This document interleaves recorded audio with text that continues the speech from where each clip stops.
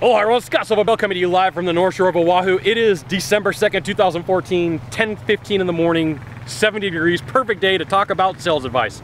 So here's the thing. When I work with salespeople, there's a common trait that happens, and I have a video up that sales is a lot like religion, and a lot of times, this is gonna take a second to explain, so bear with me, and it's gonna make a lot of sense here in a second. So a lot of times, depending upon who your first instructor was and who you learned from, a lot of that information is gonna set your beliefs about what is true and what isn't true for sales. So I'm gonna ask you for a second to pause for a moment and think, look, is there possibly a better way, even if I was taught differently? Because the person who taught you your sales training wheels may have said, oh, if you close this way, it's gonna create problems. And then for the rest of your life, you're like, well, if I close this way, it's gonna create problems. But sometimes you're gonna have an instructor, you're gonna have a teacher, you're gonna have a trainer that comes to you and says, hey, I want you to look at, let's say, sales in a different way. And you're like, okay, I want to look at sales in a different way. And you're like, all right, well, I'm going to look at this. But in the back of your mind, you're like, but my teacher told me not to do it this way.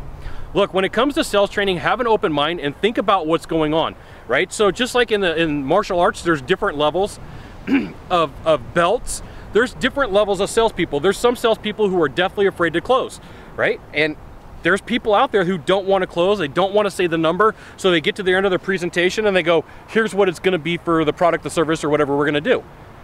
All right, well, that's not me. That's not how I interact with people. So like in my mind, I don't get it. But chances are great that something happened in that person's life, and it could have come from their first instructor that said, this is what you do. Now, I have a huge belief that sales is conversational, and that old school sales for the most part is dead. The tie downs, the closes, the wouldn't you, shouldn't use, wouldn't it, couldn't it. And this is something that's been developed over time. This isn't something that's happened over time. I took the classes from all the trainers who taught that. And then I started taking more classes and I realized, okay, the more classes that I take and the more that I delve into psychology and the more books that I read and the more courses that I go to and the more gurus that I talk to, I find that, hey, look, the better way to talk to people is to fly low on the radar, have a conversation. But I mean, you could be watching me right now and you're like, hey Scott, that's absolutely false. Look, I believe in old school closing. I do all those tie downs. You know what? Cool. I'm just saying, there's a possibility out there. Is there a possibility that there might be a better way, right? Be careful of what your first teacher in sales and persuasion and influence has taught you, because over time, you should be developing those skills and go, you know what?